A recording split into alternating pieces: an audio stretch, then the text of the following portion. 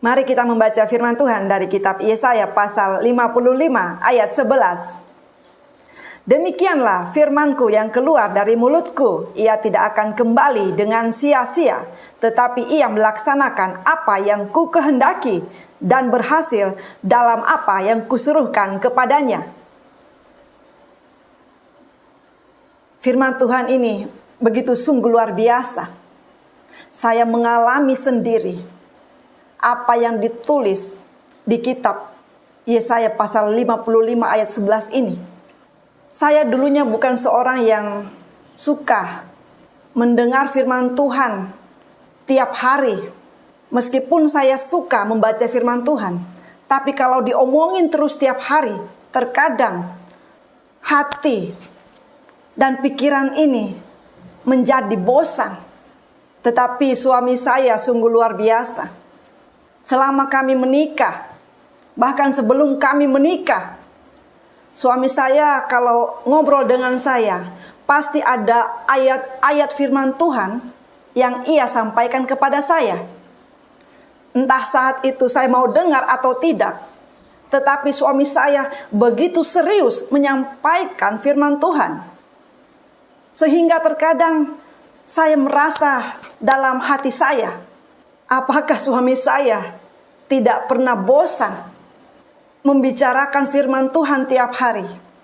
Sehingga suatu waktu saya mengatakan kepada suami saya, Hani, apa Hani tidak pernah merasa bosan menyampaikan firman Tuhan terus kepada saya tiap hari? Padahal saya belum tentu peduli, belum tentu saya perhatikan firman Tuhan yang Hani sampaikan kepada saya.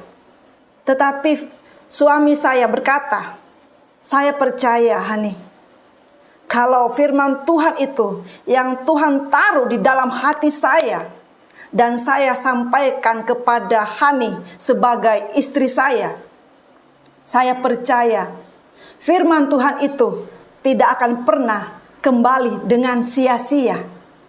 Firman itu akan berhasil seperti keinginan Tuhan sendiri.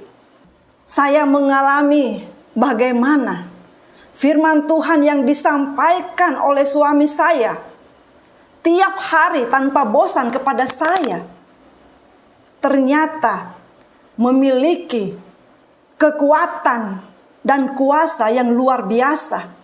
Saya ini orang yang begitu gampang namanya masuk angin atau meriang kalau tidur di lantai yang hanya beralaskan tikar atau karpet.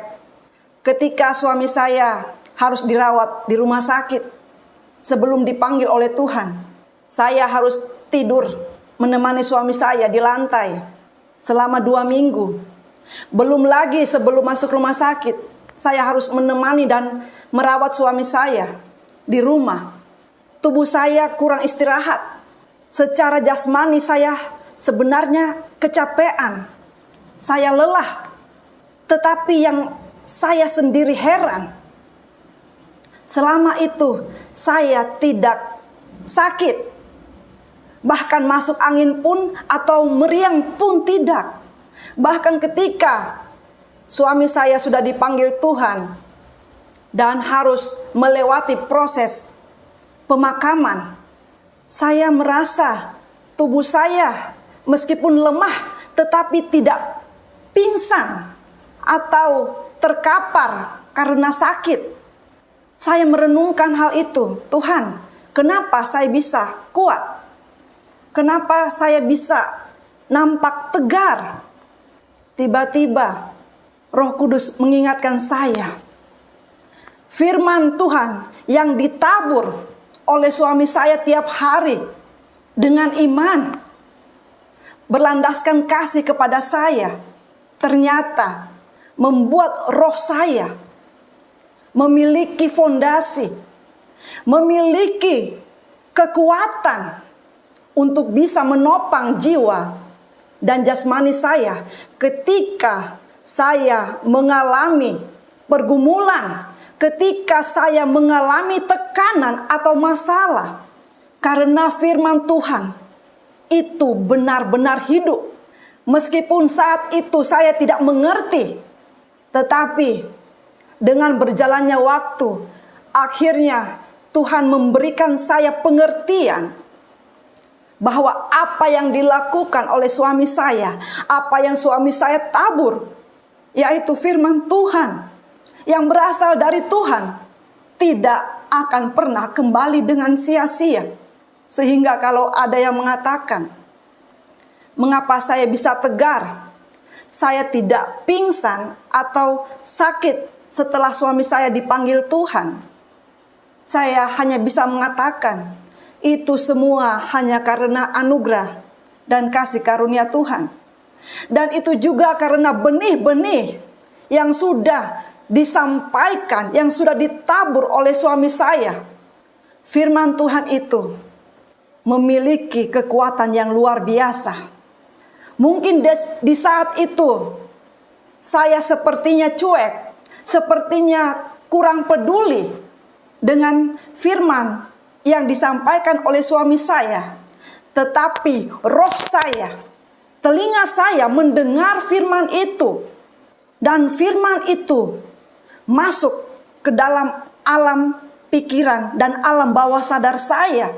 Dan ketika saya sedang berada dalam tekanan, dalam pergumulan yang berat, firman itu seolah-olah berbicara di dalam hati saya, di dalam pikiran saya. Firman itu menguatkan saya untuk bisa bertahan, untuk bisa berdiri.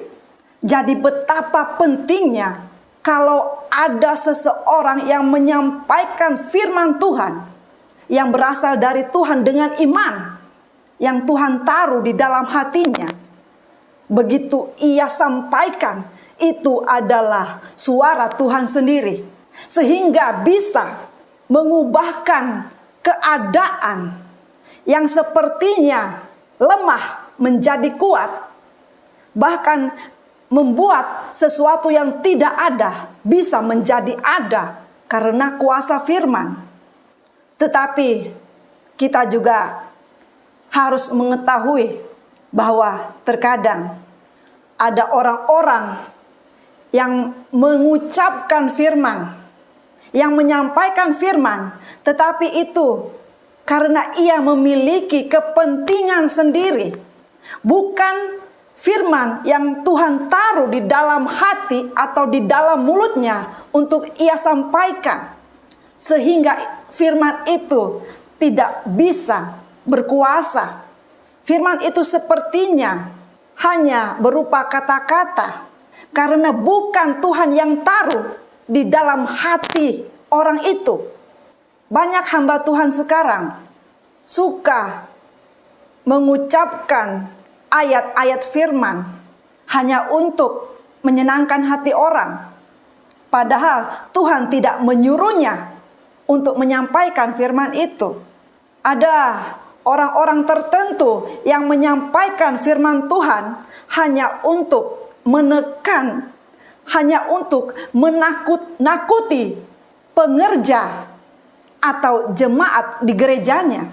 Hati-hati, firman Tuhan itu memiliki kuasa yang luar biasa.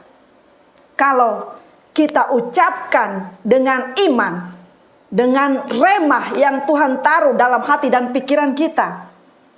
Tapi kalau kita hanya jadikan firman itu tameng untuk kepentingan diri sendiri, hanya untuk membuat orang lain senang, hanya untuk menekan orang lain dengan dalil bahwa kita hamba Tuhan, maka para pengerja atau jemaat atau orang-orang yang ada di bawah kita harus menaati, harus mematuhi, harus melaksanakan apa yang kita perintahkan.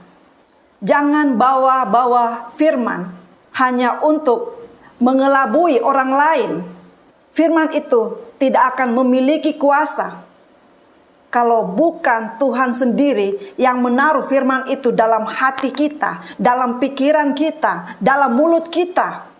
Karena jelas sekali firman Tuhan hari ini mengatakan bahwa Firman-Ku yang keluar dari mulutku, ia tidak akan kembali dengan sia-sia, tetapi ia melaksanakan apa yang ku kehendaki. Yang Tuhan kehendaki, bukan yang kita kehendaki.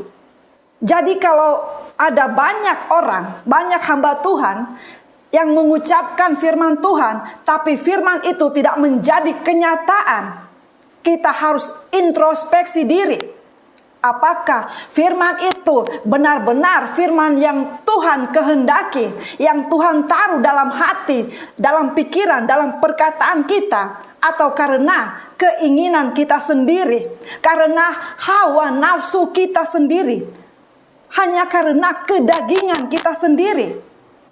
Kita harus paham dan mengerti akan hal yang sangat penting ini, sehingga kita jangan sembarangan mengatakan bahwa Tuhan berkata atau Tuhan mengatakan, karena kalau itu bukan dari Tuhan, kalau itu bukan berasal dari Tuhan, tetapi hanya berasal dari keinginan kita, hanya berasal dari hawa nafsu, Tuhan bisa marah.